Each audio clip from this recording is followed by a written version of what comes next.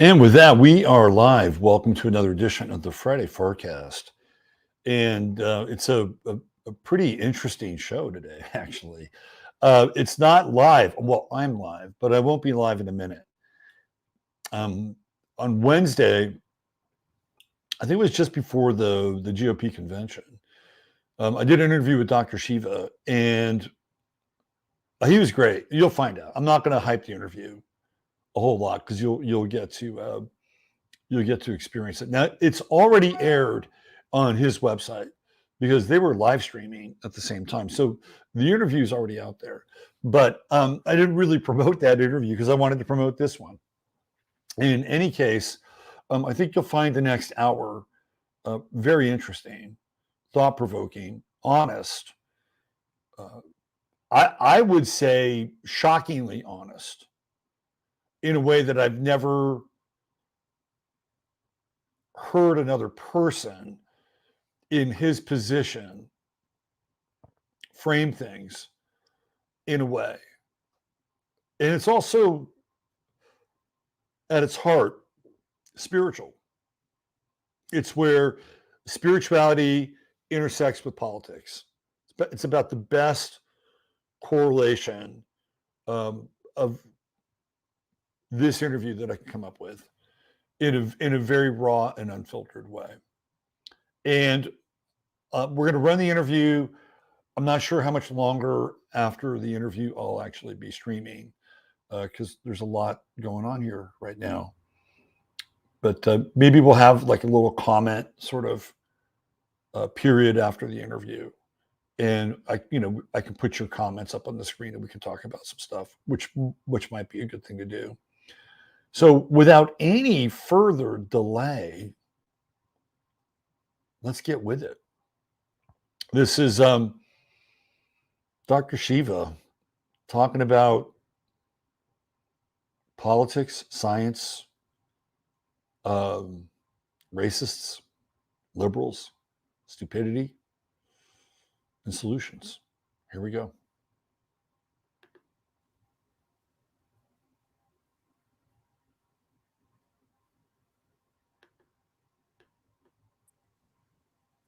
John, how you doing? Oh, that was not what I wanted. Hold on.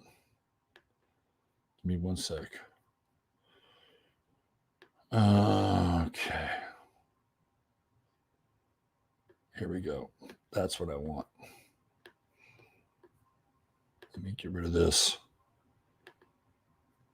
And let me do this.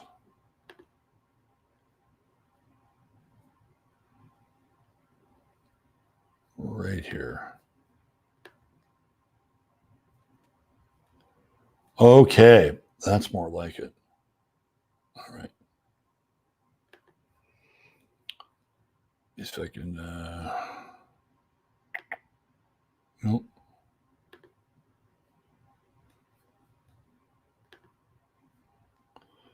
You get the right format. That's what I want right there. Okay. There we go.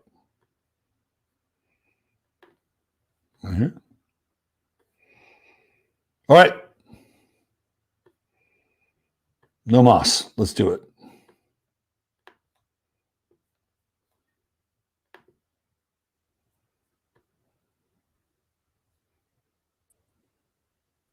John, how you doing? That's the same one.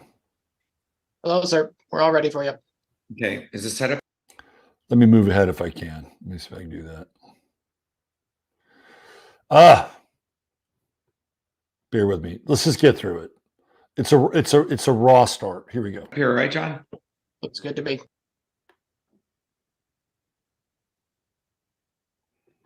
Now you're going to check out, right, John, on your end?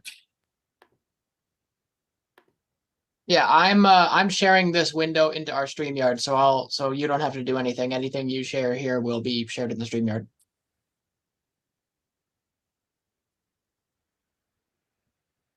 All right. Cool.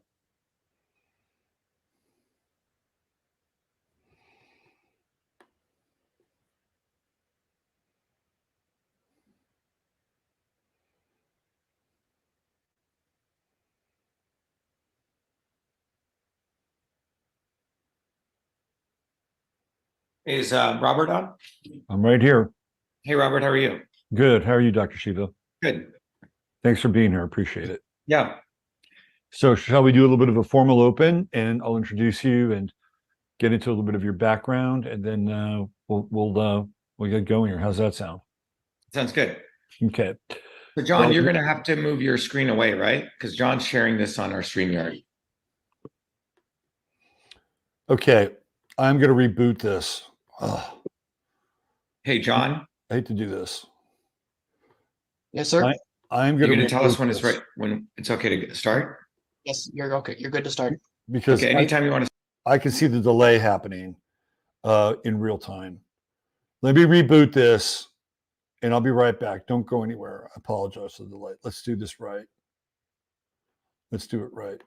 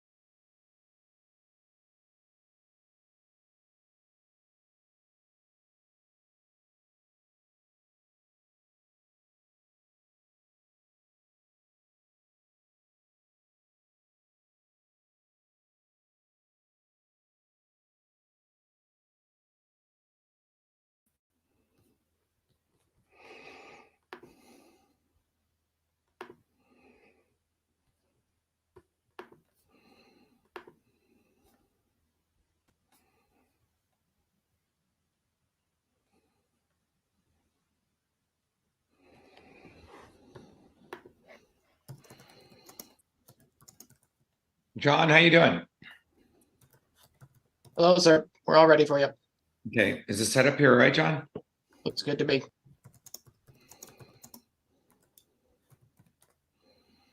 Now you're going to check out, right, John, on your end? Yeah, I'm sharing this window into our StreamYard, so you don't have to do anything. Anything you share here will be shared in the StreamYard.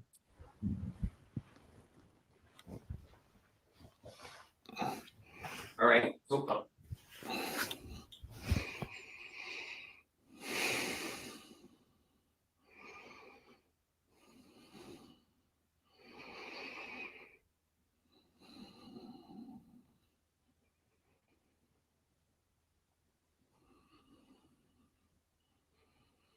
Is Robert on?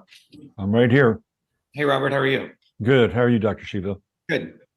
Thanks for being here. Appreciate it. Yeah. So shall we do a little bit of a formal open, and I'll introduce you and get into a little bit of your background, and then we'll get going here. How's that sound? Sounds good. Okay. So, John, Well, you're going to have to move your screen away, right? Because John's sharing this on our StreamYard.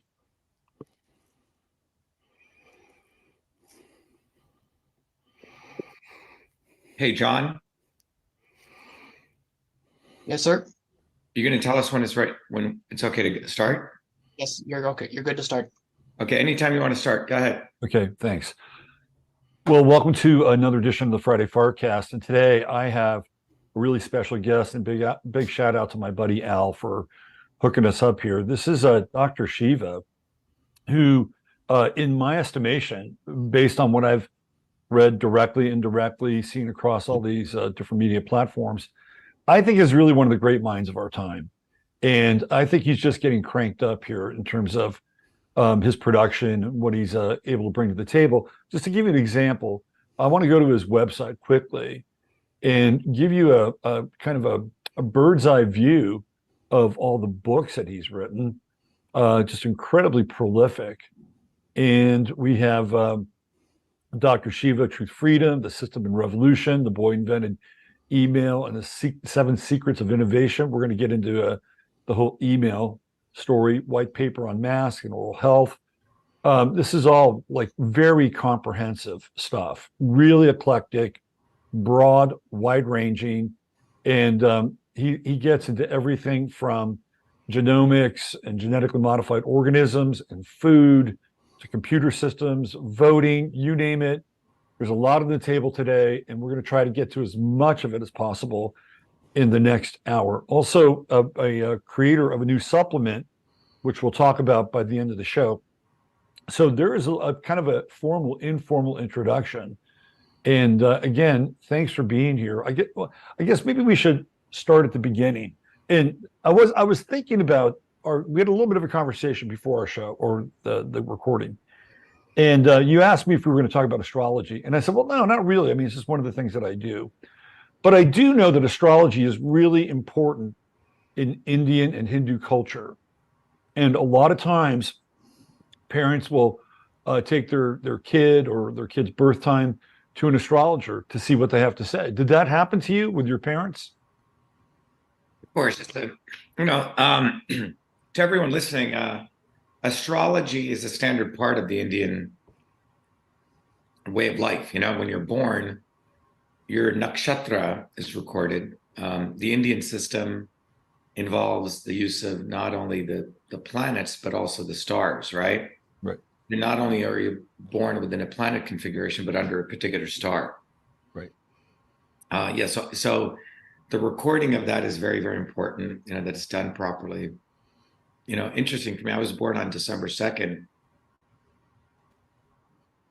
1963. And my parents left India exactly on that date, 7 years later. So I left India on December 2nd, 1970. I haven't had a chance to analyze that. It'd be interesting to do that. So anyway, yeah. I mean, this is a longer discussion, but yeah, I mean, there's my journey, Robert, has really been a systems approach to looking at life. And so that, when you take a systems approach, you can pretty much go into any field, so, and I think it's reflects in the fact, I have a degree in art and architecture from the MIT Media Lab all the way to every field of engineering. I have degrees in, from MIT in electrical, mechanical, biological. And I've applied independent of MIT, I created the first email system as a high school kid, did AI work as a 14-year-old kid. And if you look at the projects I did at MIT, they span from cryogenic research to freezing embryos, to doing flow visualization analysis, to do operating system stuff, to scientific visualization. I've pretty much done it all, so I can go pretty much these days into any problem and pretty much figure out a solution. And more importantly, identify what the problem is. And that's what I do 24/7, even with my company. Every day you're dealing with a new problem, and you have to move very quickly to figure out what is the underlying root cause? How do you solve it? So when I look at the problems that we face on a global level and a micro level, I'm able to solve these problems. No different than, you can look at someone who plays a piano, can read music, can put together a song pretty quickly, right? Because I've been doing this my entire life. And solving those problems also includes fighting injustice, Right. which is basically fighting evil, in my view, solving the biggest problem. And that's why I find it quite profound that the people who are running for office these days have no idea how to solve problems. Most of them, instead of solving problems, actually create problems. How much of that is intentional? Oh, it's all intentional because they create the problem and then they actually have the fake solution for it from which they capitalize on it. So the stock market is one big Ponzi scheme. Right. All of it's manipulated end to end. It's organized crime. So every one of these people who are running for office, except myself, are all organized criminals, and they're all part. And I think that's I called it the swarm. A friend of mine calls it organized crime. Yep. Who's actually being kind and calling it the swarm. But I think is tonight the GOP debate. I think or tomorrow. So. It's one of the two. Yeah. It's one of the two. But every one of those guys on the debate stage is an organized criminal. Every single one of them. Right. All part of the same family. So whenever people, in my view, get, when they say, oh my God, John Kennedy was assassinated and we're close to figuring out who did it. I think you got to step back. John Kennedy was part of an organized crime family. Absolutely. Whether who shoots him or who doesn't shoot him, just like no one could figure out who shot Sam Giancana or, Linsky or Jimmy Hoffa. We're never going to know. And for that matter, everyday working people should ask themselves, why do we care? These people are all, crime bosses, and they're so far removed from ever having to do the basic work and that everyday people do. The amount of effort, the amounts of organized criminal public relations effort that goes into manipulating an individual to have empathy for these people, right? For us to give them any compassion when they have no compassion for you at all, right, is the real psychological operation that takes place. Yeah. That's yeah. I mean, I've always labeled them crime families. They're all crime families. But you got to put the word organized. Yeah. Because everything they do is organized. It's orchestrated. And nowadays it's become full theater. It's all theater, end to end. And as soon as people realize that, they will spit on all of these people. Mm-hmm. And that is where you get to when you realize the level of manipulation that these people do. So, and it's intended so you don't pursue your own destiny. So you don't have dignity for yourself. And for other people are hardworking people. The entire entertainment industry created by Hollywood, and created by the people who created Hollywood, was done to distract people, in the ancient Indian texts, it's called illusion or Maya, M-A-Y-A. Right. All of these people are essentially part of it. You could call it evil, satanic, but they have nothing to do with the lives of everyday people. And you kind of had a close-up look at that when you were out there, right? You were involved with Fran Drescher. You were close to her. So you had a front row seat at a lot of these theatrics. Yeah, in many ways, my life is sort of like Forrest Gump. Yeah. I've been able to bumble into these very interesting universes, Yeah. Coming to MIT 2 weeks before I applied, I didn't even know about MIT, even though I was the #1 student in a predominantly all Jewish high school. No one told me about MIT because of the level of jealousy. And it was randomly because my mom helped two women who were essentially homeless. Mm-hmm. One of their friends told us about it. So MIT itself was a world of the swarm, right? I went back to India for a brief period in 2007 and was appointed by the Prime Minister of India to run one of the largest innovation centers. Yeah, I saw that. That was an interesting world. Yeah. And then coming back to teach at MIT and then going into Hollywood.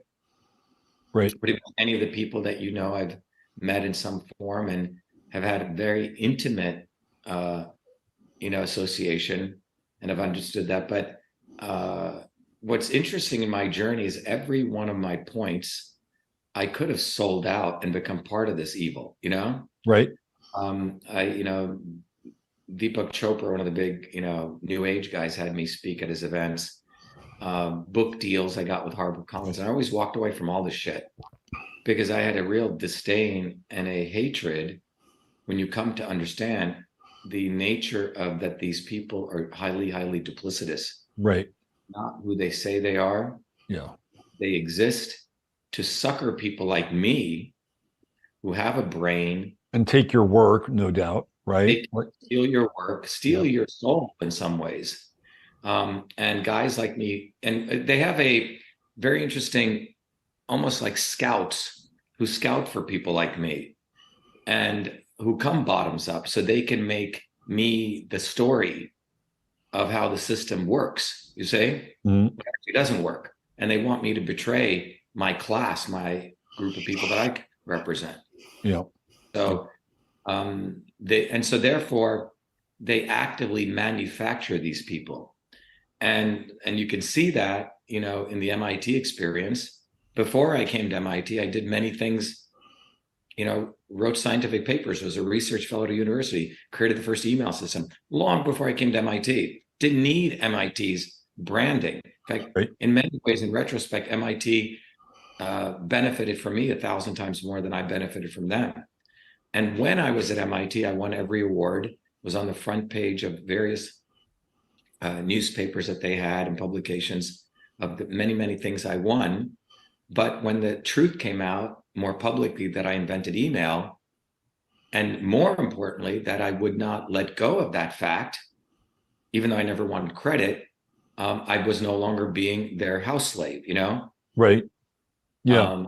I read through some of that commentary in history, and I think it's really fascinating that you were actually accused of playing a race card on your claims, right? It's kind of like, oh, well, he's saying that, we appropriate, it was all appropriated and he's, playing the role of the victim. And they were literally dog whistling race on this whole thing. And I thought to myself, this is not a guy that would do that. Right. I've never played the race card in my life. What's really interesting is the biggest racists are other Indians and the white liberals. Yeah. Okay. Particularly Jewish white liberals. Yeah. Where the theoreticians who claim, Jewish white liberals claim they're fighting for the minorities. They head up all these nonprofits from the ACLU. And NAACP, they started it. Exactly. So now the problem they have with me is because I'm not willing to be a good fucking minority. I'm not willing to be a good Indian. You see, Indians are supposed to shake their heads and take a good fucking beating. That's what Indians were trained to do. Like, that's what Mohandas K. Gandhi did. And the problem they have is that I've had to fight the Brahmins, the injustice my whole life. So I have a huge disdain for the Jewish Brahmins, the Indian Brahmins, all these Brahmins. Right. And these Brahmins want to keep you in their box. As long as I was at MIT, winning this award, winning that award, being the brown face, I was fitting their nice box, right? Because they could leverage me. Yep. But when the news came out of the facts that I invented email, went into Time Magazine, went into the Smithsonian, this bugs them because email was invented before I came to MIT, before I came into their rubric. It was at a small medical college in a predominantly African-American neighborhood in Newark, New Jersey, by a 14-year-old kid without the need for MIT, without their anointment as being anointed by them, you say? Right. Really, they can claim, oh, look what we did with the fact that they use the word claim shows the nature of their actual white liberal racism. And by the way, the real racists are the white liberals and also Indians. Let me repeat this again. The real white supremacists, it's going to sound contradictory, but it isn't once I explain this, are many Indians. I would say out of the 5 billion Indians on the planet, 90% of them are white supremacists. Why? Because they have been trained, and in fact, the working class whites, who the elites claim are white supremacists, are actually not white supremacists. Because when they look at the facts of the invention of email, they say, of course. So the real white supremacists are, for the last 300 years, the Indians in India who were brainwashed to think that the British were better than them. Right. And in fact, many of those Indians who, after the British left, ended up running India, abused the Indians better than the white British did. And so it's fascinating. So the invention of email by this visage of a brown-skinned Indian actually bothers Indians more. This is so fucked up because they've been trained mentally to be white supremacists. Right. Gandhi was a white supremacist. He was an Anglophile. He wanted to suck up to the British all day. And all the people that he engineered to transfer power from the British to the brown, quote unquote, Indians who took over, suppressed the Indians much more. So Indians will say, oh, no way, an Indian could have invented email. No way, only white people can do that. You see what I'm saying? Of course. So they're actually the white supremacists. And the white liberals are the white supremacists because they have to contain people in boxes. Right. If you're in the South and you have a Southern accent, you must be a redneck who wants to kill black people. Right. If you're blonde, you must be dumb. If you are a Chinese person, you must only know Kung Fu. You see, and they create all the Hollywood stereotypes. Yeah. Right? And if you're an Indian, you must speak very slow like this and speak, about very spiritual things, Right. And you're not going to say fuck off, Right. Yeah. Right. You can't, oh my God, wait a minute, this brown skinned guy just said fuck off. How, that's what really bugs them. And they haven't done their own self-reflection to understand that's where the real racism is. Right. Real racism is that you in your mind like to put people in boxes. And when the facts, I never even wanted the credit for the invention of email. But when they started the attacks, then I said, yeah, I'm going to take the rightful credit. Right. And when I vociferously attacked back, and that's what they didn't like. A sort of good friend of mine said, he had a very good observation. He goes, it's not about the invention. The facts are black and white. I mean, there's not even a gray area. The reality is, why are you fighting back? That's not being a good Indian. Right. That's what really bothers them, Robert. Yeah.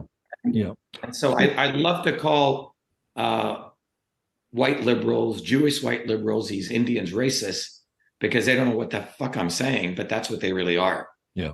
Yeah. Speaking of the good Indian, whose bread is Vivek buttering?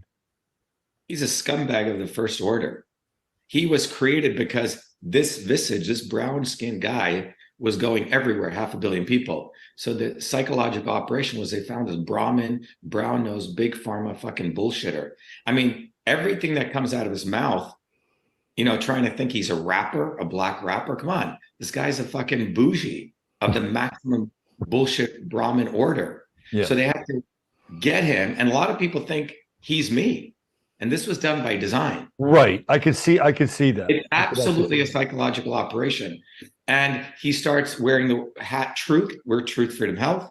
Everything is you have to understand, anyone who gets mainstream media attention is part of the CIA deep state intelligence network. Right. They would not ever get access to Fox News or CNN or all these things if they were not anointed. Right. If they were not chosen and approved.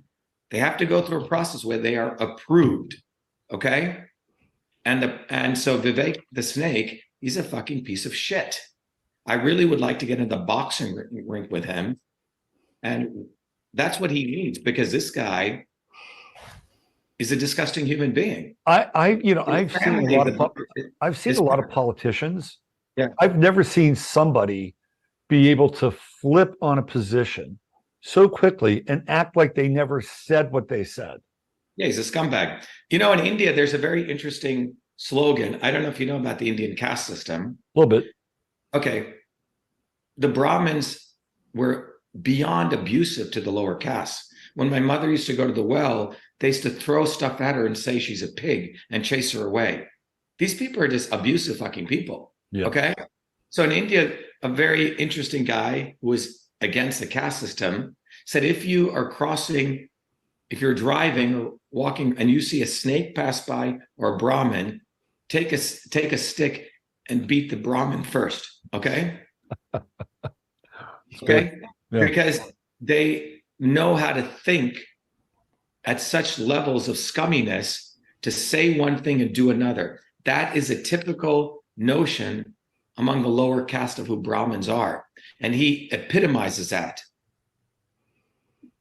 Yeah. So if you see a snake, if you walk in the street and you see him or a snake, follow my advice. Right. I didn't know a lot about Vivek. I found him Where did he interesting come out of? for about 5 minutes.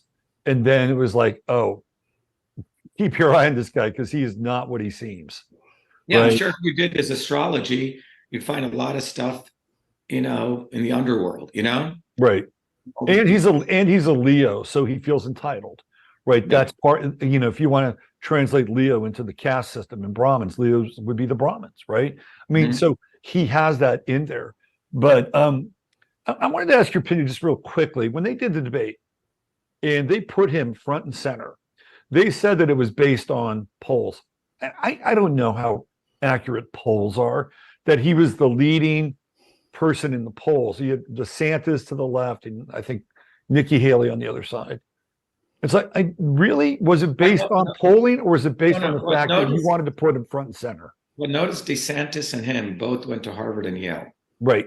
In an inverse way.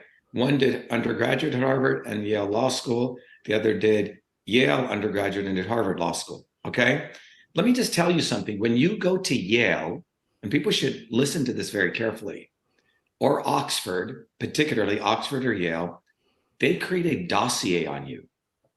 And people don't understand this. These are some of the oldest institutions on the planet in terms of elite education. You don't get to go into Yale or Oxford unless you're approved.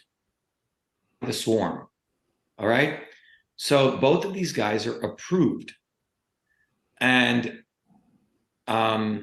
they exist to manipulate people back into the swarm. Right. And anyone, it's like you want to fucking vomit when you see these people acting like they're one of us. And people should stone these people off the stage. And that's where we need to get to. We need to get to that level of enlightenment where they're not, where they're just thrown off the stage. Yeah. Because these people, what they're doing, the manipulation they're doing is beyond abusive. It's fucking satanic. Yeah. You are nowhere near one of us. And yet you're trying to be like one of us and claim you're one of us. And you flip words as you need and you think everyone's fucking stupid. I mean, people should be beyond angry at these people. Yeah. Yeah. And that is a level of consciousness one needs to get to.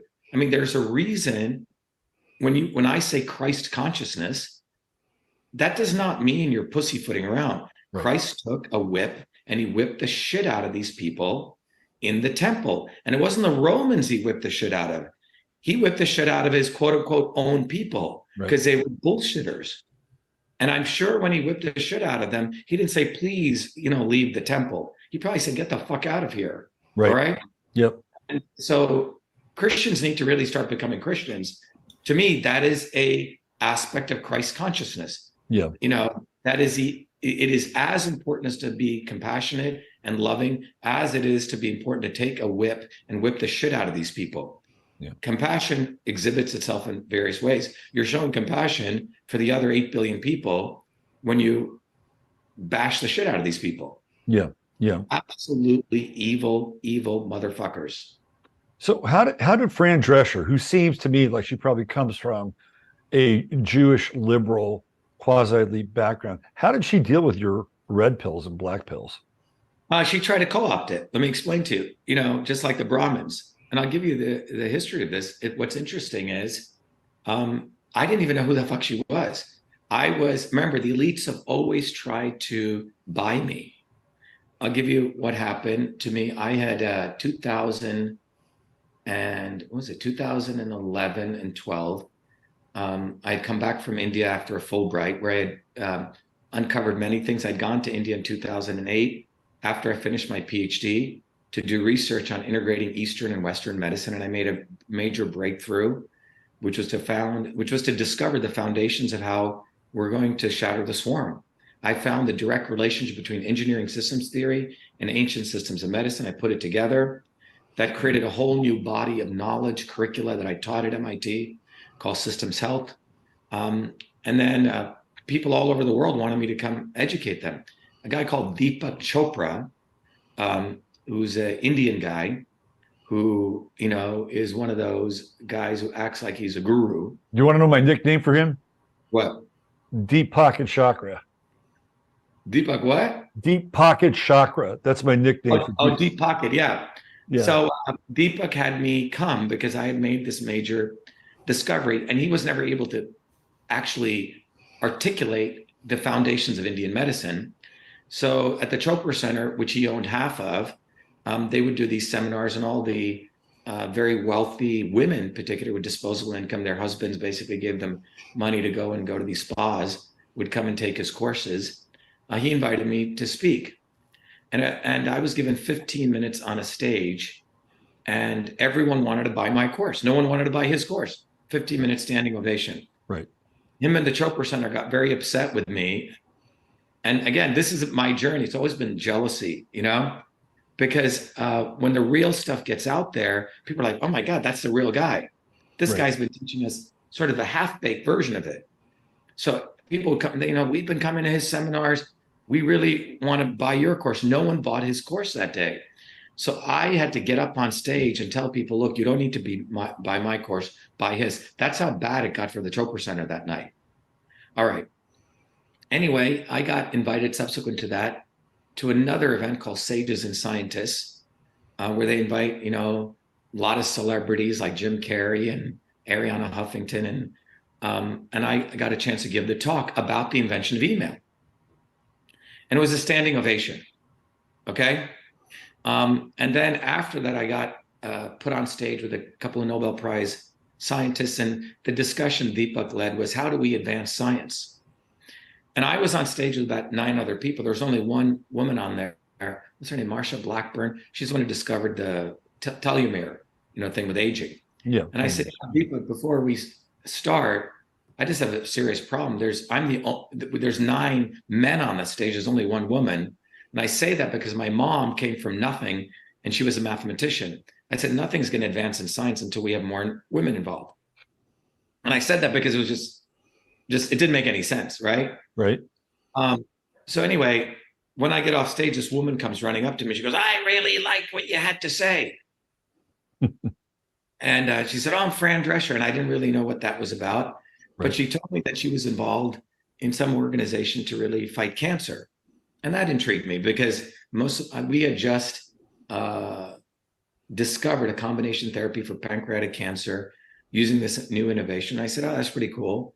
And then that's when I got to know her, but I hadn't even seen any of her shows at all. It was probably a year and a half later that I even saw one of her shows.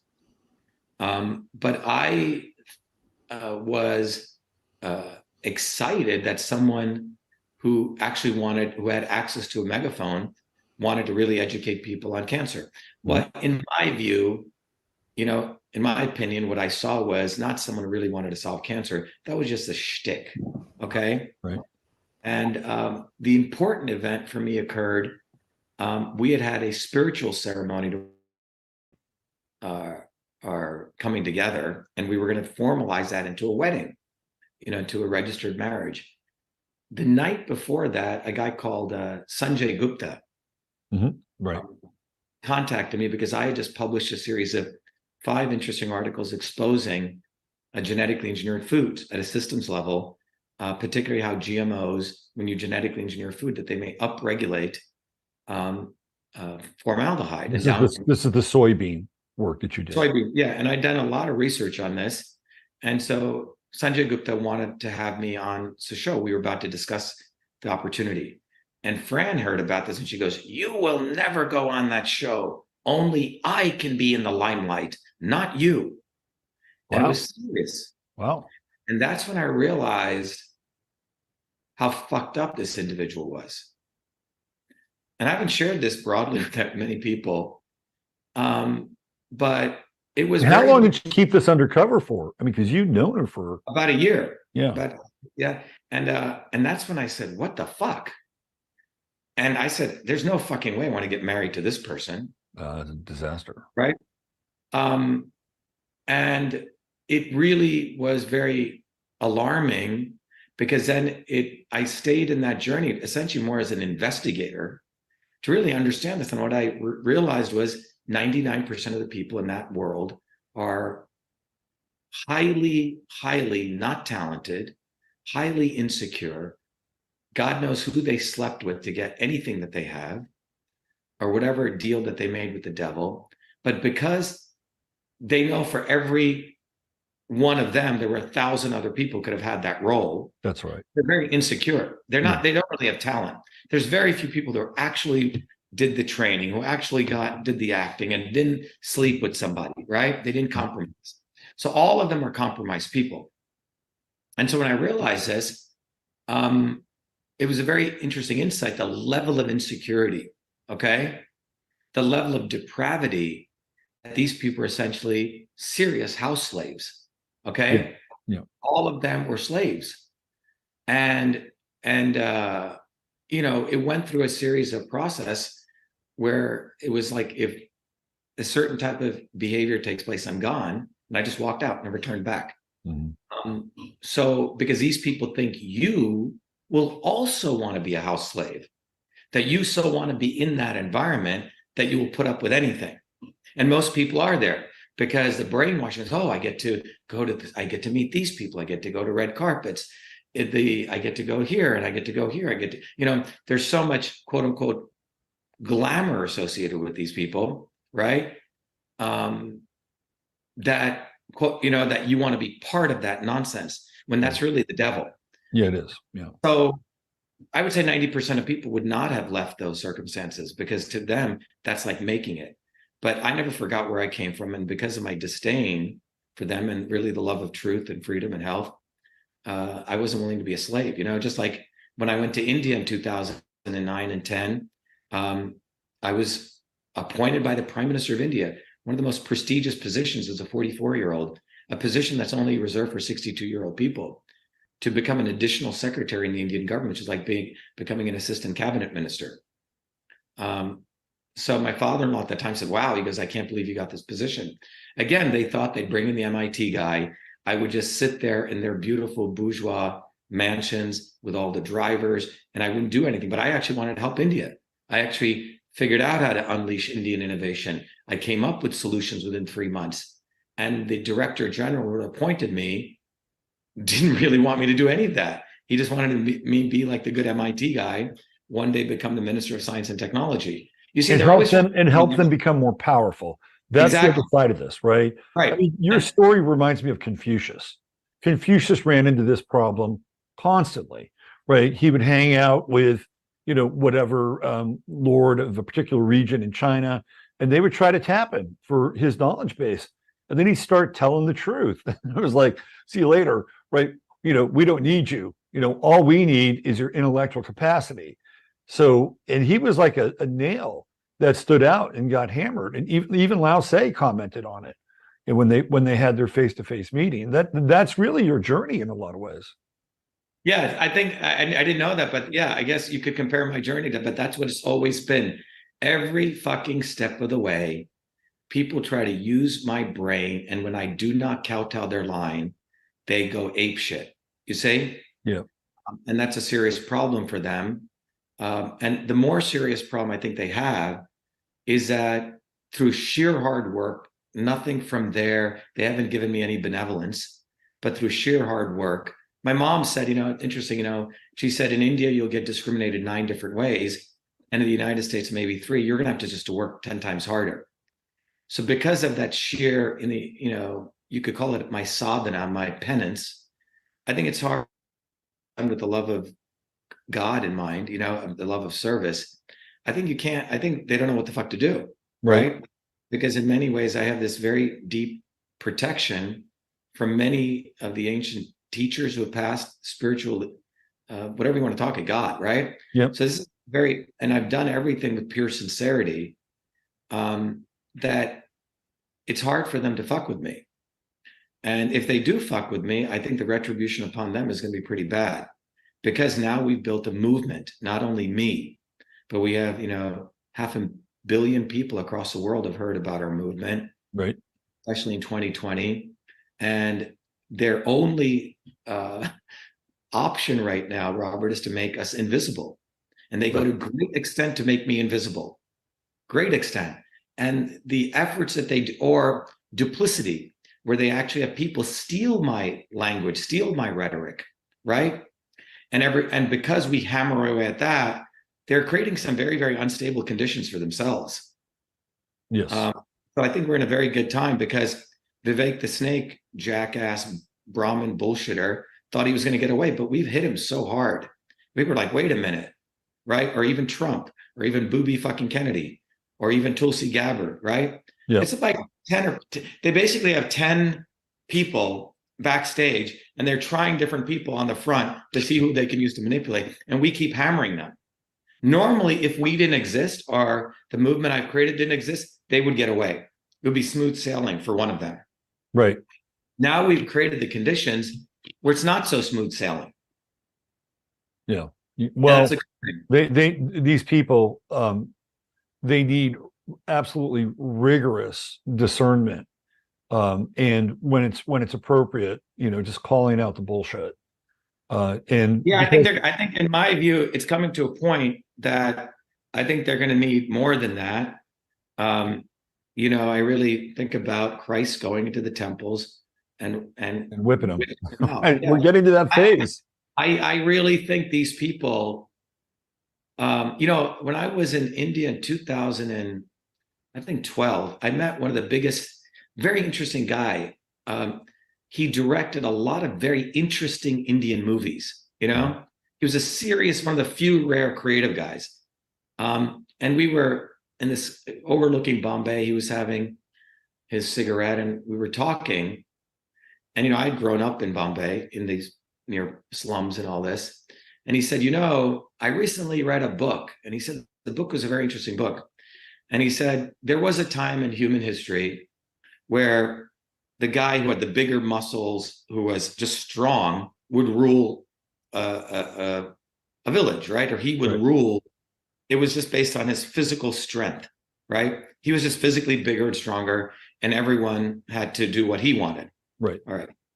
So it was just brute force. And then he said it went through a period, and after that, it went to a period where people who were intelligent took over. And they used all these people with brute force to work for them. Right. Right. So it was that people were conniving. They could manipulate people. They could manipulate words, right? Like Vivek the Snake, right? Yep. And then he said, so the pendulum swung over here. It's like you're playing chess with someone, but they constantly cheat. Okay, they don't even follow the rules. The rook is supposed to move like this. They move the rook any way they want. Right. Right. Yeah. And he goes, eventually, what's going to happen is people are just going to take a gun and blow them away. Like, I can't beat you in your work. It's going to go back the other way. Right. Right. I mean, I think we're very close, actually. Yeah, because people are realizing these people have so much control that they don't even follow their own rules. The judges don't follow their own rules. Right. The legislators, the presidency doesn't follow its own rules. They don't even follow the Constitution. They make up whatever the fuck they want to do. So if you're a plebe, if you're a slave living in this, and you're like, I follow the rules, they don't. How am I ever going to win in their intellectual world of gamesmanship? They make people invisible who work their butt off like me. Right. Right. And they make. Then they promote inferior products. Right. That's the other side of it. Exactly. Yeah. That's a good way to say it. So here you have the real product, which can heal you, give you truth, give you freedom, give you health. They have a shitty product, which is going to enslave you into power, profit, and control. And they promote that. And you know this, and you see this occurring. And that's what people see with our campaign, Robert. If you go read the threads, people are like, hey, fucker Carlson, why don't you have Dr. Shiva on? Why didn't you ask Trump this question. What, like they're realizing this. So Yeah. we're becoming a very powerful instrument for education because people see this obvious injustice that's taking place, right? And that is going to compel people to say, what the fuck? Yeah. Right? Yeah. I can never win in your paradigm. Right. So I'm going to follow Dr. Shiva's paradigm, which is we need a systems overhaul. We need to build a bottoms-up movement. I'm going to get educated on how to shatter the swarm, and I'm going to fucking come to shatter you. Good. You know? Good. And that's where we want to raise people's consciousness individually and collectively. And to me, that's Christ consciousness. It's Right. God consciousness. When you do that, Unfiltered. It's unfiltered, right? It's unfiltered. it's pure, unadulterated truth. Right. Yeah. It's real, unadulterated truth, not the fake truth. Trump saying, make America great again. He doesn't want to make America great again. He wants to make America as dumb as possible. So they allow him and his son-in-law to get $2 billion loans from Saudi Arabia. So we feel sorry for him. No one should feel sorry for Trump. No one should sorry for the Kennedys. Right. These people are all organized crime families. Yeah. The Bidens or the Clintons, all of them. They all are. The Pelosi's, they're all organized crime. All of them. Yeah. Yeah. All of them. Yeah, I was going to ask you this question, but as we've gone deeper into our conversation, I'm like, okay, that's not even a relevant question. But I was going to ask you, did anybody from the Trump administration ever reach out to you and say, yeah. hey, look, you're a bright guy. We want you to be a part of the team. Well, Trump actually used me. Let me give you, again, going back to that thing where you said the Confucius example. Right. Here in 2020, let me walk you back in time. And all of this is documented. We have all the receipts. All of it is anyone can go look at. So what occurs in 2020? They steal my election. Again, absolute theft. We won the freaking Republican primary on September 1st, 2020. They ran some random fucking idiot who didn't even have one lawn sign up, Robert. We had 3,000 people. We had a massive organization. We won that Republican primary on a landslide. So what do? They cheat. Yeah. The Republicans and Democrats collude to make sure they flip the votes on the machines, but they couldn't do that. But the truth always comes out. There is a God. In Franklin County, which is all hand-counted paper ballots, I win there by 10 points. But every other county, I lose 60-40, 60-40, 60-40. Unfucking believable. But they never expected a guy like me to run, right? A guy like me to put on my thinking cap, roll up my sleeves, go study everything about machines. And I was the first one who found out that and broadcasted widely that the machines have a way you can weight races. You can actually multiply people's votes by factors. Okay. Wow. And then I did the Michigan analysis. And then when I did that analysis showing how the Michigan elections were flipped, Mark Meadows calls me after Trump, the Trump election is over. And they said, Dr. Shiva, we want to help you. They didn't want me to help them. They just wanted to say to their, oh yeah, we're working with Dr. Shiva, right? They wanted to use my sincerity work I've done. Rona McDaniels calls me. This is all in November. And they said, oh yeah, how can we help you? I said, give me data. I can explode this whole thing. They never gave me data, Robert, ever. But Trump was using my stuff. He went from calling voter fraud to election fraud, using my material, and we raised close to $500 million. We didn't see one fucking penny of that. Cha-ching, cha-ching, cha-ching. It went to him and his family. Right. He used, and then he would go to huge events. I want to thank the great computer scientist, Dr. Shiva. Well, fuck your thanks. Why don't you give us some of that money so we could actually use that to solve election systems integrity? So, yeah, I mean, he was about 3 years too late to reach out to you, though, wasn't he? I mean, well, that was 2020. This continues. Okay. Yeah. In 2020, he started using our stuff. And then you have another dope, Mike Lindell, who's also started reaching out to me, would fly me in his private plane back and forth wherever. And then I realized he was just wanting to sell fucking pillows.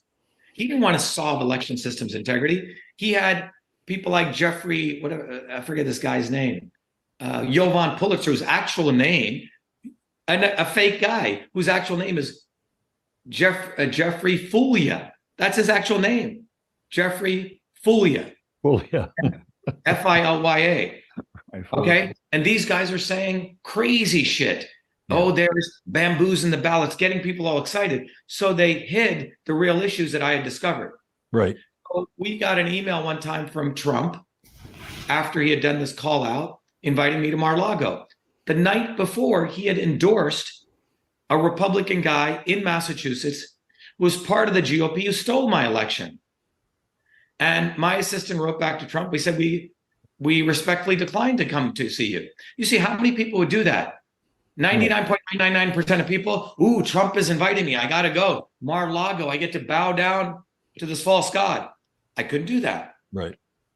I was down in Miami a couple of weeks later, and a friend of mine who gave Trump about 100, 200 grand begs me, oh my God, you got to go see Trump. You're being too critical. We get invited again, and we go to see Trump. And he looked like a washed out backstage actor who didn't know what the fuck is going on, a frail old man. He looked really bad in the Megyn Kelly interview. This was worse than that, okay? This was for 2 hours, him trying to apologize why you endorsed this guy, praising me up the wazoo. You're the most amazing guy. You know, you went to MIT. My uncle went to MIT. You know, and he, all throughout, he's thinking there that I want something from him. He must ask me 30 times, what do you want? What do you want from me? I said, I want nothing from you. Nothing. And I left that meeting with Michelle thinking, this guy's sorry ass. He's got no one, sad for him. Mm-hmm. His daughter uses him. His son-in-law uses him. His children use him. And he uses everyone else. But he's just an actor. That's all. And when I was leaving, his assistant, Molly, who's now flipping on him, actually, came running out. They'd given us one of these hats, you know, said, oh, we want to give you this separate gift. He only gives this to heads of state. And that's how impressed he was by you. So about several weeks later, he said, what do you want? I said, you know, I do want something. I go, let's have another meeting. And this was an hour meeting. And I said, look, if we want to solve election systems, I am willing to set up an institute that will compete with Harvard, MIT. All of these people, by the way, say there is no election fraud. I said, I will get the best minds. And I already done a shitload of work for nothing. Right. I want to give one fucking penny for them. He had already made $500 million off my work. Well, that doesn't seem fair, does it? No, it's a fucking crook. Right. Yeah. So these people think that they can laud me with their praises. And I will be so moved by that. I'm sorry. I've been given praises since I was a 4 or 5-year-old kid for my talents, but it never has moved me. I just knew that I had certain skills. I was a little bit, you know, but I never got moved by that because my grandfather taught me, great-grandfather, taught to be never moved by people's praises. Right. Look at their actions, look at their intentions. So I don't get moved by people say, oh my God, you're the greatest thing. You know, even, you know, this video, people say, oh my God, Dr. Shiva is saying so many great things. Well, my response to them is get off your fucking butt. You know, go to shivaforpresident.com. Get one of our bumper stickers, put it on the back of your windshield. Show me that you really support this movement. Don't just talk about it. Peel that sticker away because that shows you're making a commitment and you're willing to say fuck you to the opposition. Go to Shiva for President, download one of our flyers, print it out, serve, educate your friends about what we've discovered. Go to truthfreedomhealth.com for you and your family. Get educated on all the systems knowledge I put together that you can't fucking get anywhere. Yeah. And you're paying pretty comprehensive. Pretty comprehensive body of knowledge. So we have created an environment right now so everyone can become their own liberator, everyone can become their own doctor, everyone can become their own scientist. We've created the environment where people can think, fight, and heal. Truth, freedom, health. So the real issues, do you really want to get off your ass, off the plantation, or do you want to stay on the plantation and be a dumb fuck and be used by these evil, evil people? Because if you're willing to do that, you might as well say, I'm evil. Right. And in fact, you're more than evil because, especially if you're hearing this and you're seeing that you have now an option to liberate yourself, that it's like Prometheus bringing fire to the world. That's what I've done. Yeah. And that's been my life journey. So I'm bringing you fire. Do you want to light up the house, light up your spirit, or do you want to be a fucking slave?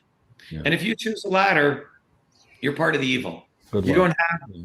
you don't have any freaking excuses anymore. Yeah. Great message. How do you keep from becoming bitter? Oh, bitter. I hate these guys. Yeah. There's nothing to get bitter about. The goal is to destroy them. And, it's fighting evil. Yeah. And the journey, the opportunity, Robert, to get to the consciousness where you see the goal of life is to fight evil. To me, I've already won 1,000 lifetimes or more. Right? And to be able to educate people, there's only one purpose to life, is to fight evil, period. That's it. Yeah. And if you have a small opportunity to fight evil in one lifetime and to do it 10 times, I've had the opportunity to do it at least 100 times now. So to me, it's very exciting. It's a lot of fun. Yeah. I mean, how much more joy can you get? Yeah. You know what I'm saying, man? I mean, there's no bitterness here. The issue is how much evil can you fight? Because some people, after being repeatedly rebuffed and turned down and used and manipulated or being tried to manipulate, right? At a certain point, they would look around and they would say, "What the fuck? Like, why am I doing this?" No, but look at all the victories we have. How many people? 500 million people. A woman I'd known about 10 years ago. She and I reconnected, and she was saying, "Shiva, do you know your video that you did on the vitamin D and quercetin protocol went to nearly every Indian on WhatsApp?" Wow. So I don't think people have any idea how many. Another woman said she went to a random event, a political event in Australia. She said, "How many people know Dr. Shiva?" Over 50% of the people raised their hands. So these people are fucked right now because we got our message out there. Good. So that's why they're scrambling. They're scrambling. I mean, Robert Kennedy, I gave a talk about a month ago, said, the Shiva for President campaign is the tip of the spear of the movement, and it's about you. He literally copied those words and does a video. Doesn't surprise me. Yeah. So you see them scrambling because everyday people have a brain, but they have been purposely. I mean, think about what they're doing to the 8 billion people. They purposely feed them McDonald's hamburgers all day when here's real ambrosia, real food. Yeah. And those people, when they see the real food, they get it. So when they saw the real stuff, that's what they're afraid of. The reason they won't put me on any debate stage, it's like Deepak Chopra. When he put me on that stage, I won everyone over. Right. And then after they say, "Fuck, we can never put this guy on the stage. We're going to lose all of our viewers." Right. Tucker Carlson knows that if he put me on his show, he would be over. Joe Rogan knows, because human beings, everyday people who work hard, are connected to God. They see truth, but they have put this veil of shit in front of them. It's like, I give you an example. You know the Rijksmuseum in Amsterdam, or the Van Gogh Museum? Yeah. I mean, go to these are the Dutch masters. I mean, these guys could freaking paint. All right. If you've never been to the Van Gogh Museum, or you've never been to the Rijksmuseum, and you just saw art from, I don't know, some trust fund kid who paints impressionist art, or you went to hotel rooms where you would see that painting, so, "Oh, that's pretty good." But then when you see the works of Rembrandt, your eyes see something so gorgeous that when you see this, you realize how garbage it is. Right. And that is the effect people have when they hear me talk, Robert. They say, "This guy is unadulterated. He's a real deal." And they get angry. What the fuck, Joe Rogan? You actually hid him from us. And because they know if I put him on that show, I'm going to expose Rogan and all of them. Yeah. So that's why they're in a dangerous situation right now. What about Jimmy Dore? Has he ever reached out to you? He's a douchebag. He's the typical white liberal, you see, who's maneuvering. He was promoting masks and mandates. Okay. He got zapped. He got a zap. And he got vaccinated. Yeah. Okay. Now here's what's more interesting. When I expose Kennedy, he comes on my feed and calls me pathetic. Jimmy did? Yes. Oh man, I have the that is a screenshot. douche move. He's a fucking douchebag. He's your white liberal. And what's even more interesting is all the white liberal males, it's a very interesting pattern, are the ones afraid to put me on their shows. Because I'm the real deal. I'll expose their white liberalism. Right. Tucker Carlson is fundamentally a white liberal. Joe Rogan is fundamentally a white liberal, right? Yep. Go down the list. The white liberal males are either jealous or so afraid of me. Jimmy Dore is a fucking scumbag. Oh, the military industrial. Well, you weren't there supporting our lawsuit in 2020. All right. And furthermore, we don't need him. Right. You see, they had Bernie Sanders as a classic white liberal, but he's had to move. He's had to become the establishment. So they need their next set of white liberal people. Right. Tulsi Gabbard, another she heads up the psychological operations unit in the Army. People should go look up. She's a lieutenant colonel of a PSYOP division. There's something really off about her. It's almost like when you hear her talk, there's something off. It's like there's something really off about Tulsi. Yes, very off. And I'll tell you what's off. She is the military industrial academic complex. Yeah. Yeah. There's just like this big cognitive dissonance I experience with her. And just really... She does not speak. I've met her. She does not. There's something non-human about her. I kind of pick up on that, right? It's like, it's just really weird. She's an inhuman robot acting like she's a compassionate human being. That's how I describe it. Just like Vivek the Snake is a fucking douchebag piece of shit car salesman acting like he's some fighter. It's like, shut the fuck up. I would love to see you two in the same room. That would challenge him to go to the boxing rink with me. He doesn't even deserve a debate. Yeah, that would be good stuff. All right, I know you're busy and we're scheduled for an hour, but I need to ask you about this new supplement, the V25. What is that all about? Yeah, so I mean, look, my whole life, as we titled this thing, has really been about solving big problems. Okay, so I solved the election system's integrity issue. We solved the issue of the immune system, right? When secretaries were trying to go from the typewriter to the keyboard, right? That was email. Right. That's what email was created. When the Human Genome Project ended, the realization was that if we're going to really create medicines that really work, we need to mathematically, computation, be able to model the human body at the molecular level. Makes sense. And that's what I created for my PhD work. I solved a revolutionary problem, just like email. I solved a problem to really mathematically model at the cellular level all the molecular interactions for any disease. And using that framework for the last 16 years, we've gone after every major disease. And using that framework now, we can use it to understand nature's compounds, not synthetic compounds. Pharmaceutical companies can only handle one compound. But what about alchemy? What about mixing natural compounds to find what works?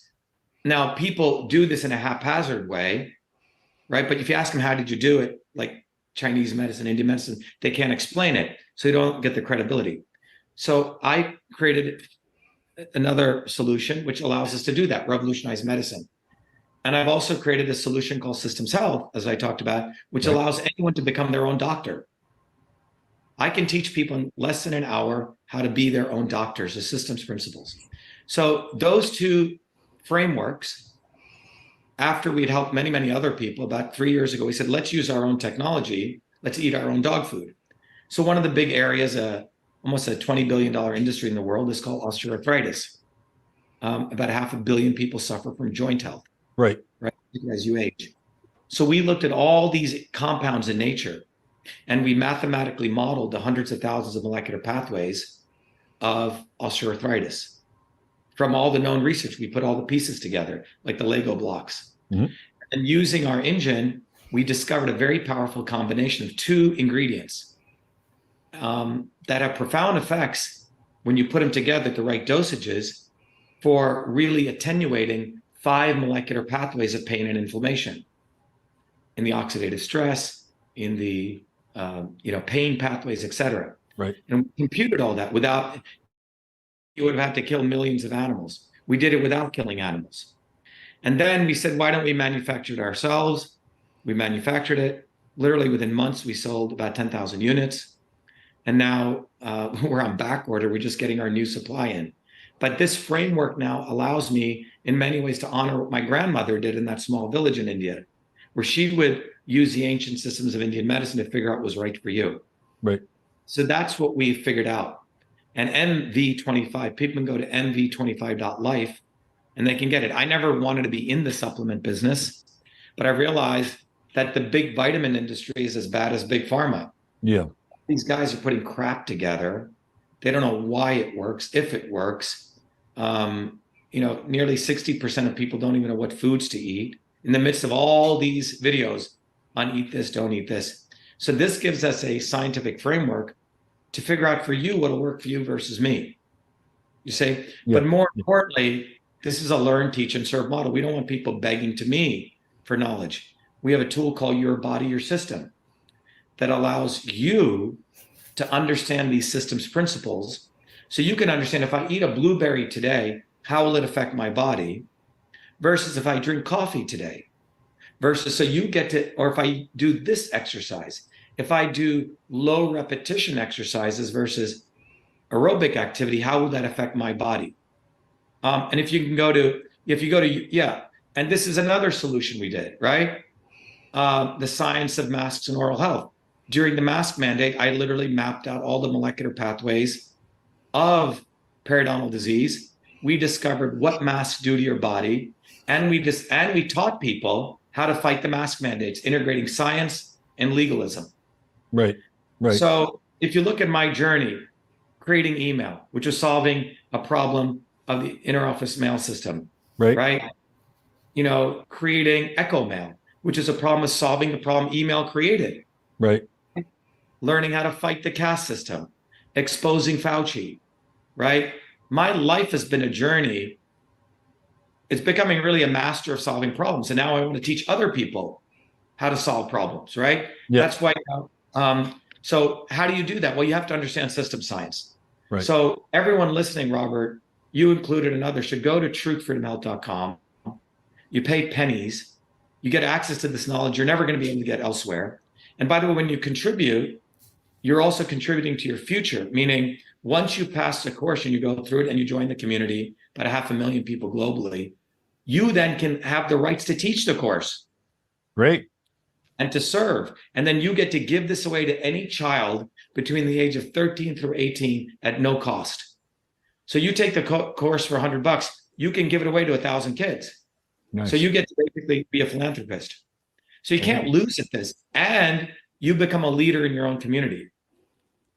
Well, this is great stuff. This is what we need. We don't need people that keep us on the dole or keep us hanging around for their scraps and promising they're going to do this or that for us. What we need are real models of empowerment and moving out of this centralized system into a way more decentralized and sovereign system. I think this is a really great introduction to that. So thanks for all the hard work you put in.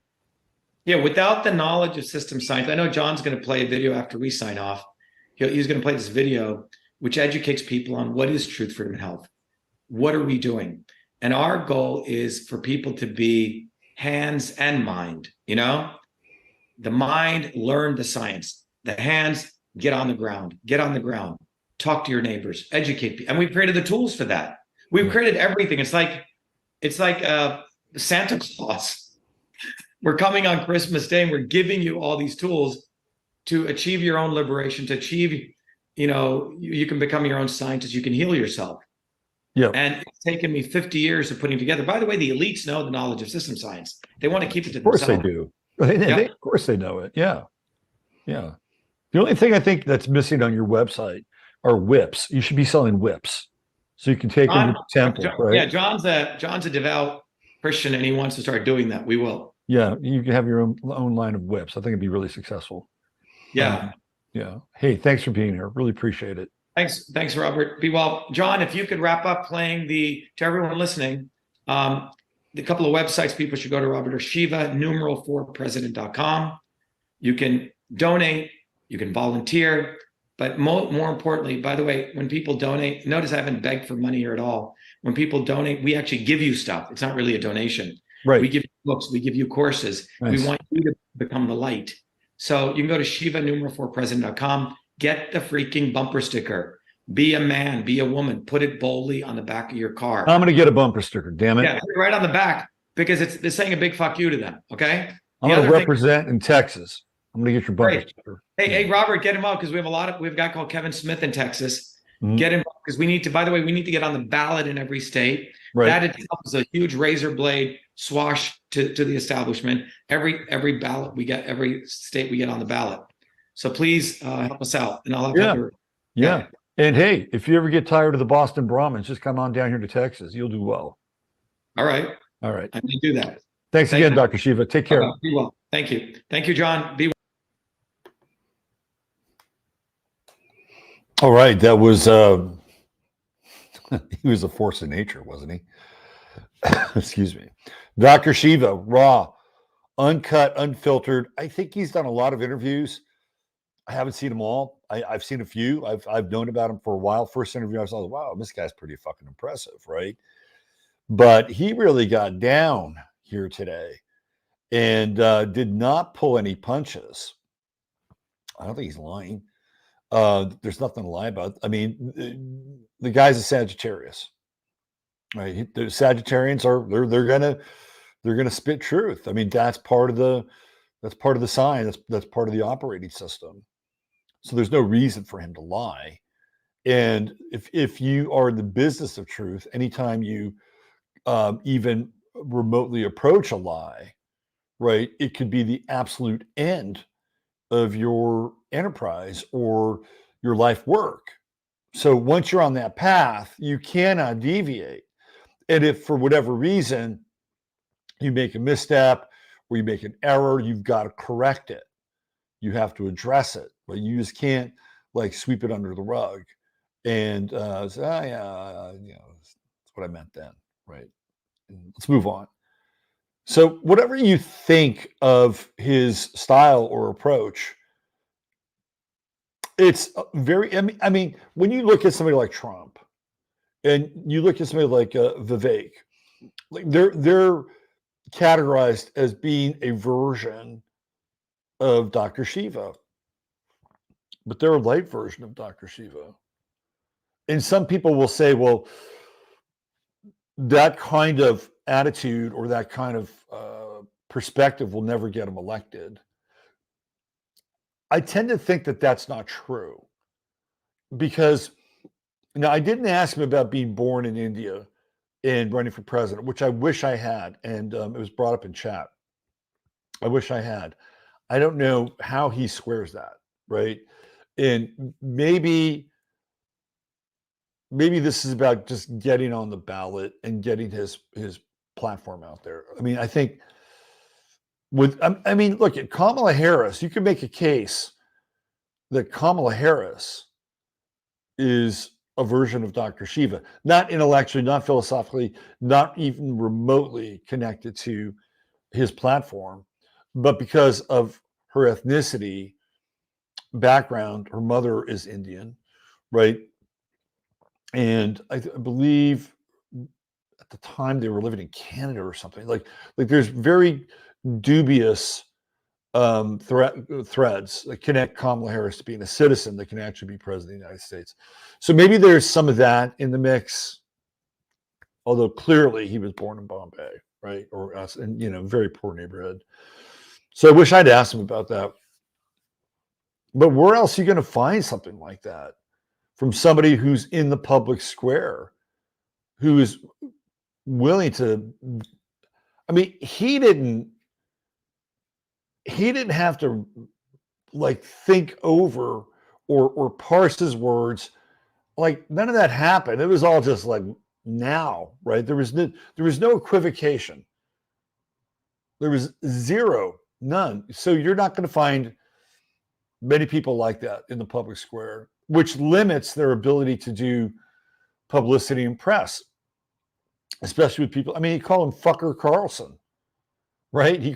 I'll tell you the one guy who could probably handle him would be Jason Whitlock. As long as Dr. Shiva could curtail the blue language, which I don't have a problem with. I F-bomb it quite a bit. I think he'd be an interesting guest for Jason Whitlock. He would blow Jason Whitlock's mind. But that's the kind of person that Jason Whitlock theoretically wants to deal with. I mean, he's had Vivek on there. Vivek is clearly Shiva light. He's totally Shiva light. But it was funny during the debate. I don't know if you guys saw this, but every time Vivek would open his mouth, all the candidates would start talking. It was like, hey, they got together ahead of time. Anytime Vivek opened his mouth, let's start talking over him. But that was really fascinating to watch, because clearly, even though they may all be part of sort of the same network, right?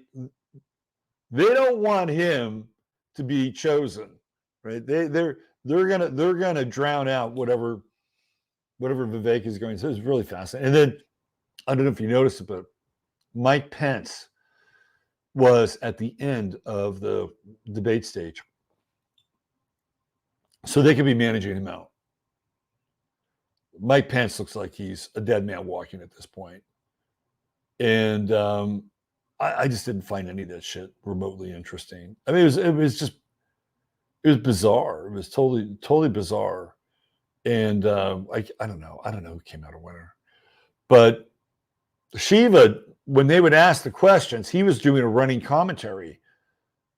And I didn't watch it, but he was answering the questions that were given. Of course, even if he was on that stage, they wouldn't have let him answer. He would have gotten the Vivek treatment, only worse. But he's a fascinating individual, and people in the chat were calling him bitter. I mean, I brought it up, right? Because if you're rebuked and rebuffed again and again and again and again and again, most people will become bitter. I mean, even if you want to talk about in Sagittarian terms, Samuel Clemens, Mark Twain, Sagittarius, towards the end of his life, became extremely bitter, really bitter. Richard Pryor, who's a Sagittarius, would have a bitter side. Richard Pryor held a lot of grudges. He died a bitter man, right? So Sagittarius does have that capacity, because reality doesn't measure up to truth. So if you're not, so I think what he's done is, like, instead of being bitter, I'm just going to turn on the flamethrower. And he said that our greatest capacity here in life is to fight evil. That was a really interesting statement. And I don't disagree with that, actually. I really don't disagree with that. And he crystallized that and clarified that in a way, for me, that was like, yeah, I mean, ultimately, that's what we're doing. At least that's what I think that I've been doing for the last 10 years in my own way. And you guys have been a part of the journey. Some of you have been here longer than others or shorter than others. And that's what you're doing in your own life, in your own way. And, we are on the front lines of this, in some ways, holy war. It's not a religious holy war. It is a war of truth and freedom versus illusion, lies, and slavery. I mean, this is really where we are right now, because we can see the encroachment of the other get closer and closer and closer and closer. I'll give you an example. The young gal that was very vocal during the Philadelphia riot, right? The Philadelphia looting. Her name is Meatball. She just got released on bail. When the press described her, they called her a local businesswoman. What kind of business is she running? She's got a few YouTube videos where she's selling clothes from a tub of gray bathwater, right? I mean, come on. Does she? I mean, does she have a business license? Does she give a portion of her money to the city so they can fund programs and keep the schools open? Right? I seriously doubt it. That's evil. That is evil. That's an illusion, and it's minor. But when you kind of dig through it, you go, this is total bullshit.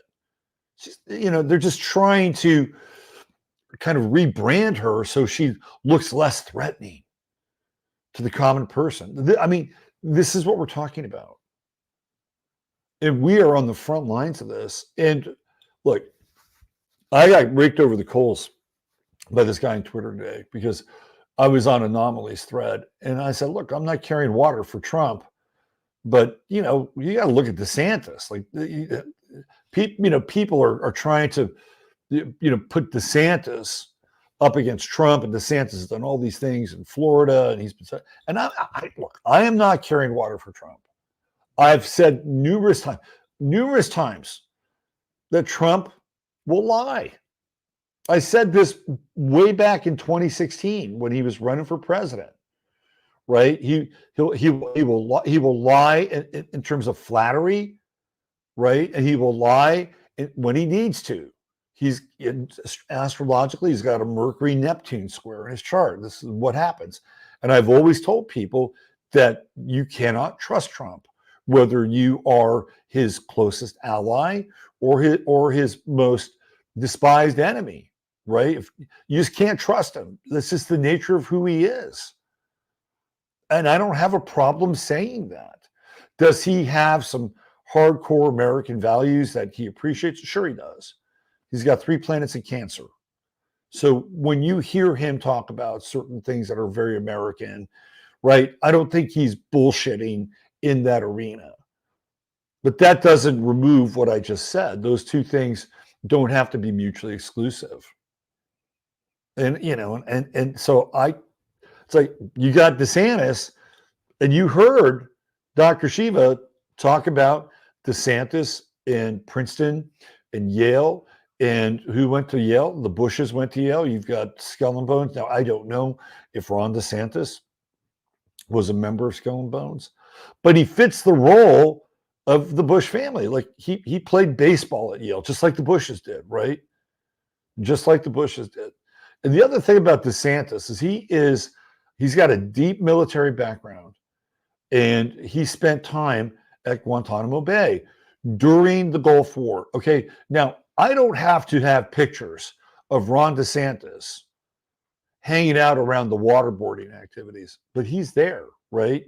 He's there during that time. So he's got all these other, bits and pieces that help contribute to Ron DeSantis, the man and the politician. So I just pointed this out. And then I got raked over the coals for, you don't know anything about DeSantis. You don't know anything about Trump. You're just a Trump supporter. Like, bullshit. But when you get to Dr. Shiva, you don't get any of that. I mean, look, he may or may not have some backers in the closet that I don't know about. I don't claim to know everything about him. But you just saw 60 minutes of somebody turning a flamethrower on. I've never seen anybody else do that. Not with that degree of candor and passion and ferocity. So anyway, thank you for setting it up, Mr. Al Dog. And thanks, Dr. Shiva, for being on the show. Really, really informative. And, we've got a little over a year for the election. This guy's involved. He's involved. He's going to be a thorn in their side as we move forward and have our march to what might be the last real election we'll ever have. The only thing getting in the way would be something very World War III-esque now, wouldn't it? Let me ask you guys, do you guys want to chime in? Do you want to come on the show? Do you want to talk? We've got about 30 minutes left. I can just bring your comments up. What do you want to do?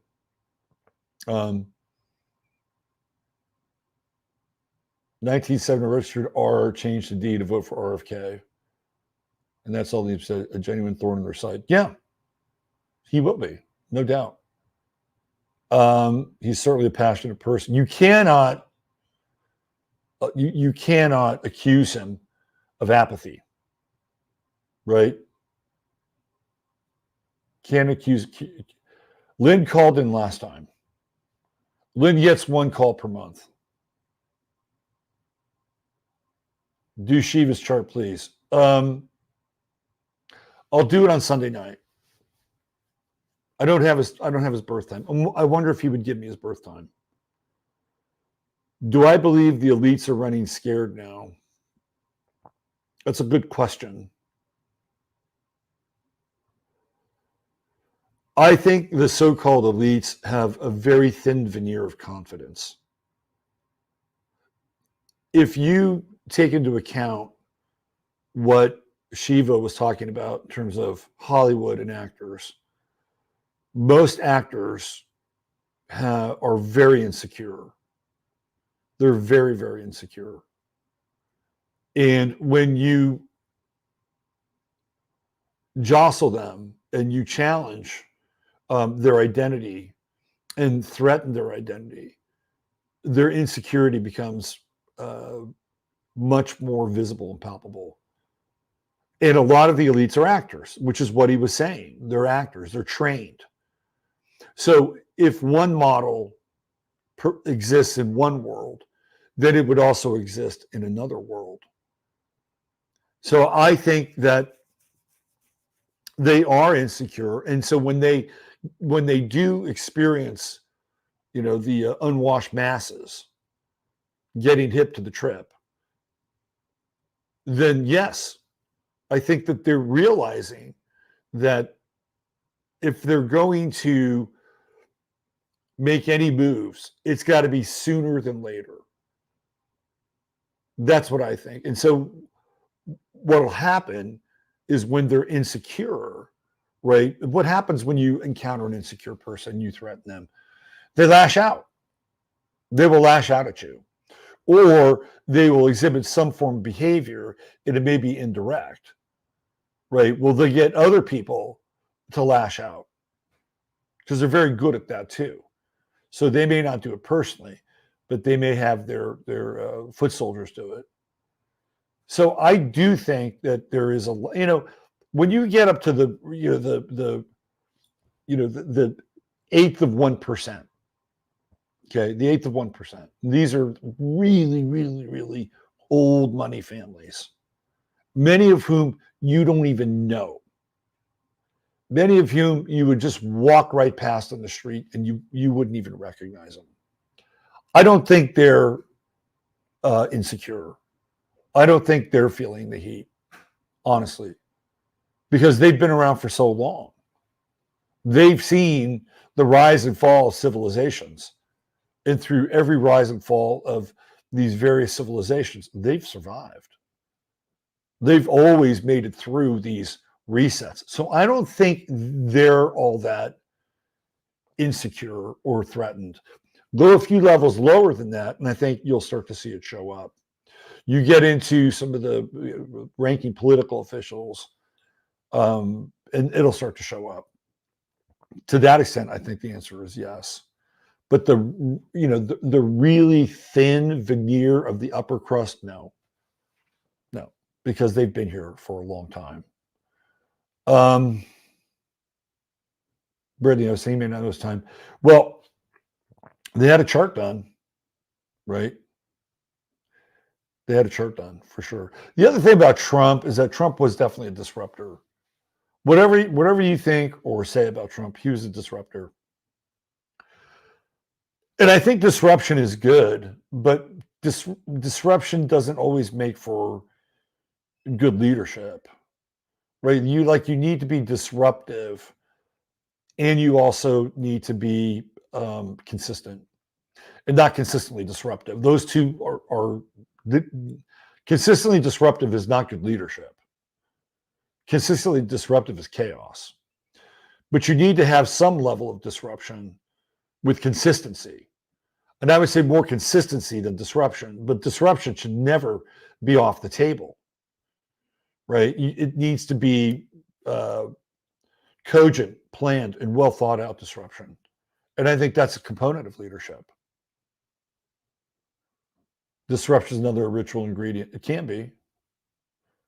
Disruption, chaos, it's energy. Depends on how you channel it. But you have too much of it, though, you can't get anything done. If you've ever been around a really chaotic individual, they can be really interesting, but their lives are always in disarray. Thoughts on Aries Libra axis, World War III or no? Well, we're getting close. I mean, look, we're already in a war. I mean, there's boots on the ground kinetic war. We're already in a war. We've been in a war for a while. We are in 5th generation warfare. It's war propaganda. It's mind war. I mean, that's what we're in. We've been in it for a while, and this is what we're fighting against. And here's the real problem, is that we are fighting against ourselves a lot of the time. And I'm not saying that I'm immune from it. Every now and then I'll throw myself into the fray, and the next thing you know, it's friendly fire. We're theoretically, like, we're supposed to be on the same team. But then this guy on Twitter comes in and says, you're carrying water for Trump. Like, you don't even fucking know me. I've been doing this since, 2010. I've been doing this for 13 years. My channel has over 2 million views. And those are the ones that YouTube counts. So you have no record of me and what I've said about Trump. So, I told him to go fuck himself, which I probably shouldn't have done, because I don't really like using profanity that much on Twitter. But that was my punctuation. Bill Cooper tried to warn us. Ongoing alien invasion. Yeah. At the border. That alien invasion. Trump is good cop in the good cop, bad cop scenario. Depends. Depends on what side you're on. If you're on the Biden side, he's the bad cop. Biden's a good cop. Yeah, it's just, it's that weird dialectic. I just said it's rude. I stand by it. I think there is a place for civility and decorum, and then there's a place for sometimes you gotta let it rip. And I try not to use profanity on Twitter, because it's a print medium and it comes across very differently than in speech. Steve Letro says, read today, Biden admin let 10 million across the border, which is more than the population of 40 states. We're in trouble here. And we haven't even seen, we haven't even seen the results of what's come into the country. We're in trouble. And that's a time bomb that's just waiting to go off. Total time bomb. And I live in the heart of where it's all going off. I don't know if you guys saw the video that Elon Musk did from the border. I'm kind of changing my tune a little bit on Elon Musk. And I'll tell you why. Number one, astrologically, he's a Cancer. And Cancers have values. They have values, and Cancers tend to have very traditional values. Number two, Elon Musk comes from South Africa, and he knows what happened in Rhodesia and South Africa, right? They didn't even let a representative, co-rulership government have a remote chance in South Africa. Right. Once apartheid was over and de Klerk and all those guys went away, boom, they just went hardcore into the ANC. And the ANC has ruled South Africa ever since. And look at South Africa. It's fucking dangerous.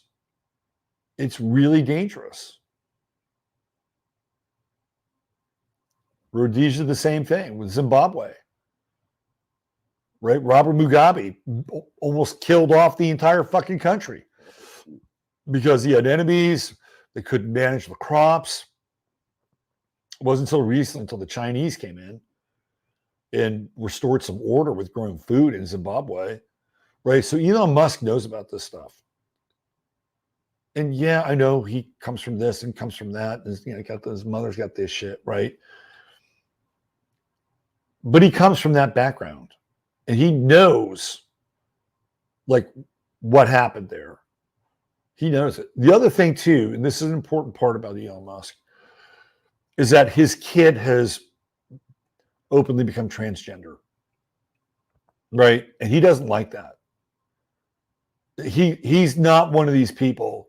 Now, you can take him to case for having all these fucking test tube kids, and I'm not here to judge Elon Musk as a father, right? But if you're going to be Tony Stark, and you're not going to stay married to your wife and have all these kids, right? That's a whole other discussion and dialogue. Is it irresponsible to have all those kids and go run off and be Tony Stark? Yeah, I'm not going to sit in his shoes. But if he was going to be that kind of father, he's certainly not going to be Elon Musk. But that said, he's got this kid in California who's gone trans. And I know for a fact he doesn't like it, right? He does not like it. Now, you could say he's positioning himself to do all these things. He didn't have to go to the border. He lives here in Texas. He did not have to go to the border. He did not have to talk to the officials in the border. He didn't have to do that. You said, well, that's good window dressing. No, I think the guy's concerned. I think he's very concerned. Is he part of another organized crime family? He comes from a family of diamond dealers from South Africa. You could make a case for it. He's got a grandfather. Look, the other thing around this too is that I think people can change. And I've talked about this, and I'm not saying that Russell Brand has completely changed, but he did get married. He did have kids, right? And when that happens, your values change. Bottom line, right? So I may not be in Russell Brand's camp at all, because I still think, he's kind of a socialist communitarian. I don't think he's changed from that. But I do think some of his values have changed. And I do think more than likely some of Elon Musk's values have changed as well. That's what I think. So it's interesting to see him go to the border. And he basically said, you got a cell phone. We need millions of citizen journalists. That's what he's promoting. And he'll promote it on Twitter. The other thing too, I'm trying to think a little outside the box, because we've become so inured with, well, this person flashes this signal. I mean, look, I've been doing that for years, right? And now everybody's fucking doing it. It's kind of boring, actually, to be honest with you. So I'm trying to look at things a little bit differently. So I'm going to give you, because there are people like saying, well, he's going to create X, and it's all based on what the Chinese do, and it's all based on the social credit score. And, he's just a globalist toady. Maybe. But let me give you another way of thinking about it. Okay. Now, keep in mind, I know he doesn't own the entirety of X. There are some heavy hitter investors that are still on the board of X. So he doesn't he owns the majority of the shares, right? But you got some BlackRock in X, you got some Paul Singer and Vanguard, right? So there's some influence in X that isn't quite unadulterated. But what if there is a CBDC system that rolls out, right? And what if they roll out an internet that is all based on digital identification and imprints? Now, what if X becomes the answer to that? I'm just throwing it out there. And it may be just another extension of it, right? But I think what we need to do is reevaluate our thinking and reevaluate our bias and reevaluate our perception. And then they shall be known by the fruits of their labors, right? So somebody like Dr. Shiva comes along and look at his name, who is Shiva? Shiva's a destroyer of worlds. And that's kind of what he's doing, right? He's kind of, going around and destroying, these candidacies and the illusions. And, when you do that, then theoretically you can have another way of looking at what they're doing, right? You can have a different kind of mindset, a different perspective. Anyway, we're all evolving, hopefully. None of us want to be static.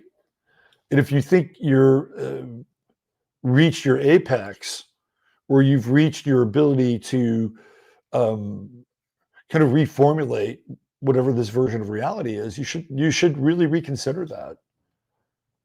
And I'm not saying you should abandon your principles or abandon the things that give you a fulcrum from operating from in your life. I'm not saying that at all. But I think it's really important that we evolve and reevaluate sort of versions of reality. Like just how, for instance, you have people that were red pilled, let's say 4 years ago or 5 years ago, and it caused them to reevaluate their position with reality. Like, wow, I didn't know all this was going on, right? There are other levels and other layers to that. Like, it just doesn't stop there. So yeah, you get the red pill or you get the black pill. Red pill, I think, a little bit better than black pill, although occasional black pill every now and then is good. You don't want to stay there, because if you stay there, it's a static and fixed position, right? And people will take advantage of your static and fixed position, and people will take advantage of your bias, right? And this is what we always have to look at. I told the story the other day, the woman that picked up my mother in the car, right? The Uber. She showed up, rainbow hair. I'm like automatically making an assumption about who this person is. After my mother, that kind of dropped after I started talking with her, because she just was very cool and very helpful with my mother. But then my mother brought back the conversation about, how quote unquote conservative she was, and how she moved from California to come here so she could get the hell away from California, right? So we always have to test our biases every now and then, or they will be tested. So, and I also think that reevaluating our positions at times are healthy. And it doesn't mean that we're selling out, right? Like, I'm not here to promote Elon Musk, but I am reevaluating him. And everything should be up for reevaluation. My 2 cents.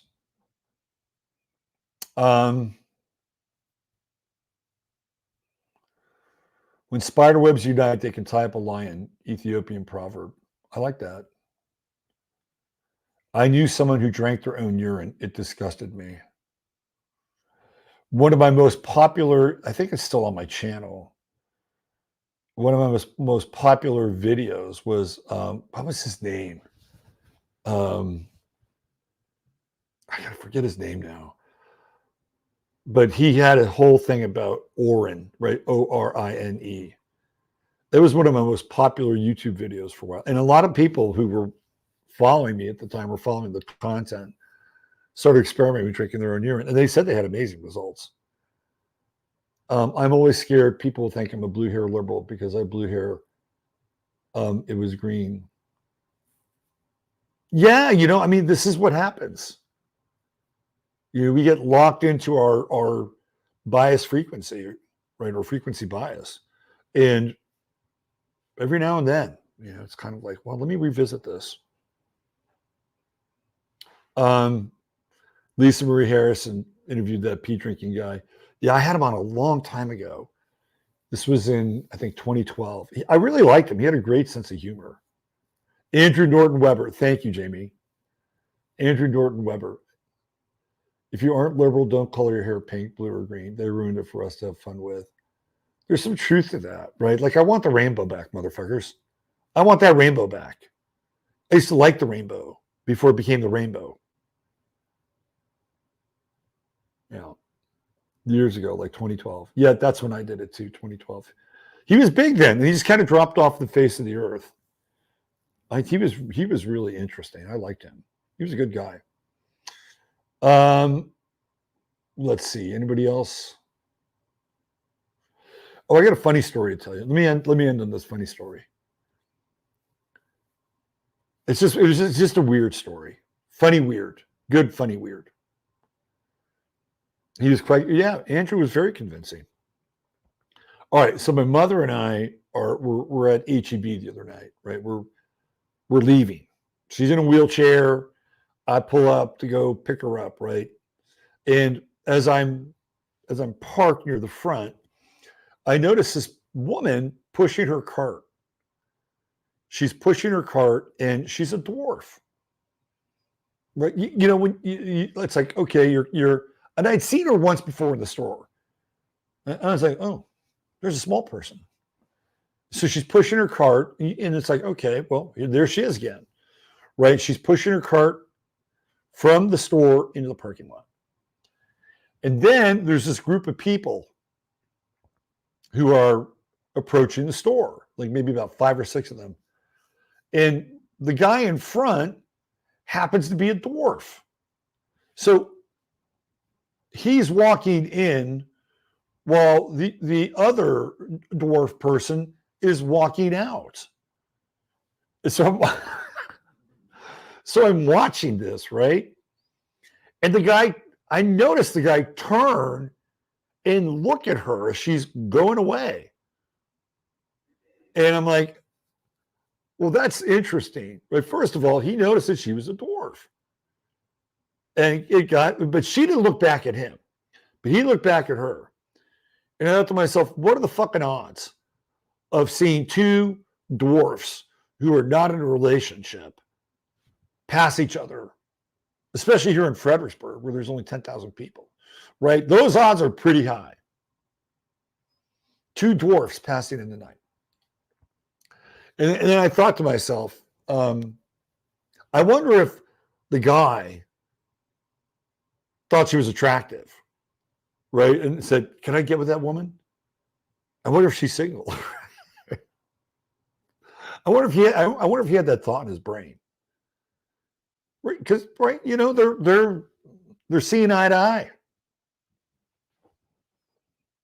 And then I played it out in my head, which was the guy, you know, somehow approaches the woman, right, and starts talking to her, and tries to, like, you know, get her phone number, hit her up, and then the woman would say, you know, just because I'm a dwarf, do you think I'm interested in other dwarfs? I've got a 6-foot man at home, right? I kind of played it out in my head. It's like, you're practicing dwarfism. Anyway, dog slobber I can't handle. Two dwarfs. I know, I've seen that. I've seen those shows on the History Channel or Lifetime Network. But it was such a weird, funny moment, like random. 2 dwarfs passing in the night. All right. I think we're out of here. Run along, Munchkin. I think we're out of here. Like attracts like. I know, right? Maybe Tom can. Yeah, I think it's a good idea, Timothy. But you know what I have to do though? If I'm not sure if I can clip it in YouTube. I'll try it. I could definitely clip it and put it in Rumble. Maybe Tom could do like a little workshop on the effects of urine on health over the eclipse. Maybe that would be really good eclipse little webinar, little breakout group. Let's toast to the sun. Anyway, I'm out here. I'll be back on Sunday night. Please join us here for some astrology talk.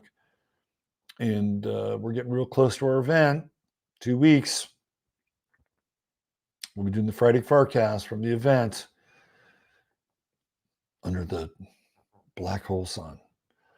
Take good care. Use your head in order to discern what's real, your heart to say what's possible. I'm Robert Phoenix. Thanks again to Dr. Shiva for being a part of this. Great interview. And we'll see you guys on Sunday night.